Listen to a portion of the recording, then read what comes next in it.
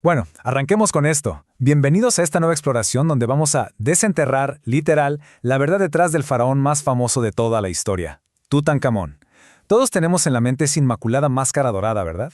Pero créanme, la realidad que esconden las arenas de Egipto es infinitamente más fascinante y un poco más oscura que la leyenda superficial que siempre nos han contado.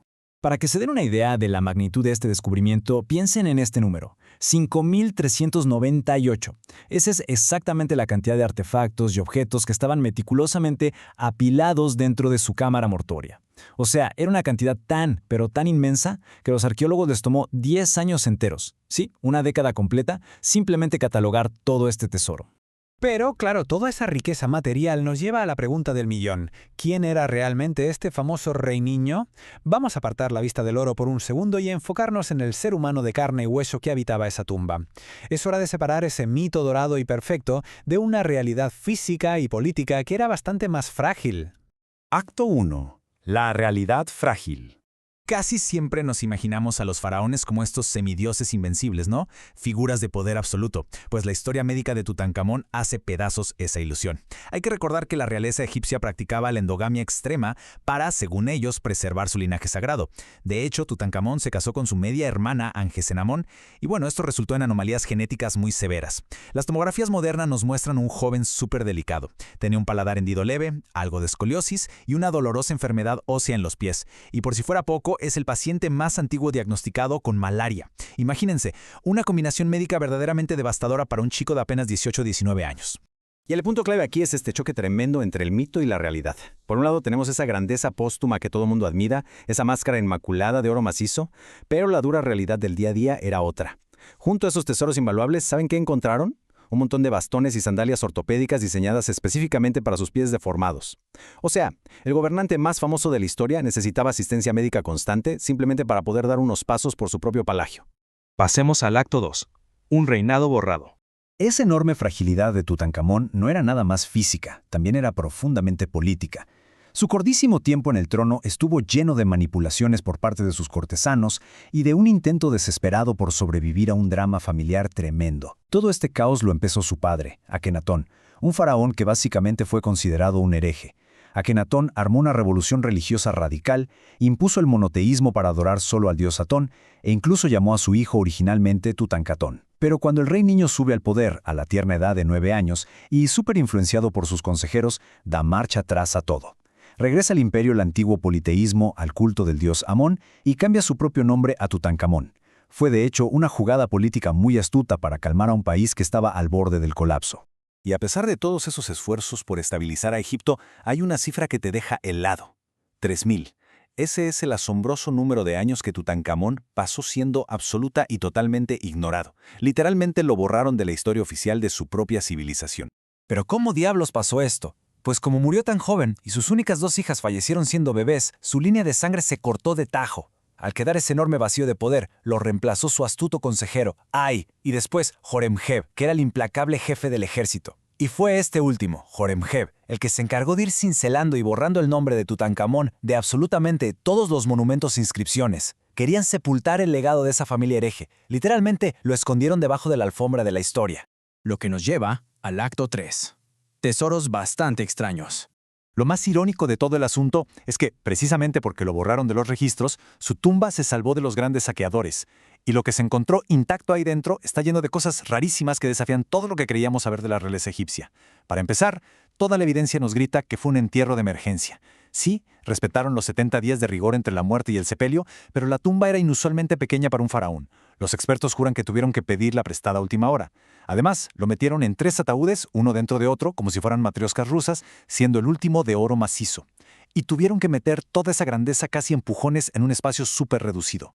Y luego están los objetos. Prepárense porque esto es de locos. Encontraron una daga de hierro, y los análisis demostraron que la hoja está hecha con el material de un meteorito. O sea, un nivel de tecnología metalúrgica impensable para esa época. También había un abanico de plumas de avestruz que nos revela su gusto por la caza. Pero agárrense porque lo más fuerte es la teoría sobre su famosísima máscara. Resulta que tiene orificios para usar aretes, algo que no era nada común en los hombres de ese tiempo. Muchos expertos afirman que esa máscara en realidad fue reciclada y originalmente era de su madrastra, Nefertiti. ¿Se imaginan?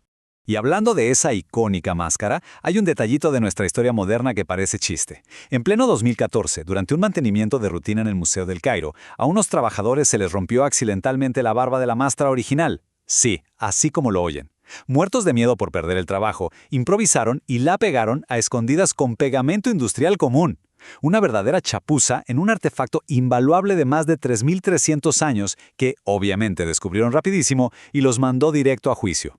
Ahora, aunque la tumba estaba súper bien escondida, y nos encanta la idea de que Howard Carter fue el primerísimo en entrar, la verdad es que ya había sido violentada por lo menos 2 veces en la antigüedad.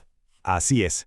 Esto nos comprueba que la profesión de ladrón de tumbas es muchísimo más antigua que la arqueología misma. Poco después de su entierro, hubo intrusos que lograron burlar la seguridad real, aunque fuera por un ratito. Y así llegamos al último acto, la maldición inmortal y el legado del faraón. Es imposible hablar de Tutankamón sin meternos en toda esa mitología moderna de terror y maldiciones. Y para entender de dónde salió todo este cuento, la clave es el número 58. Cuando por fin abrieron la cámara funeraria en febrero de 1923, no estaban solos. Había unas 58 personas ahí metidas, entre arqueólogos, funcionarios y periodistas.